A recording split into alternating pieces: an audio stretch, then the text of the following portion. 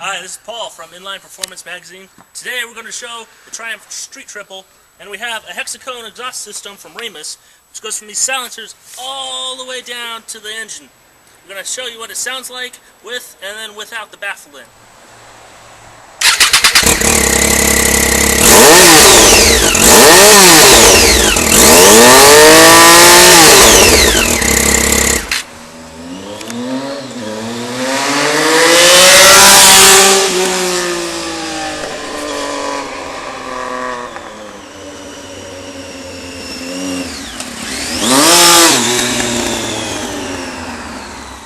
Okay, we're running out of daylight here today, so we're going to finish taking off the baffles later and then show you how it sounds.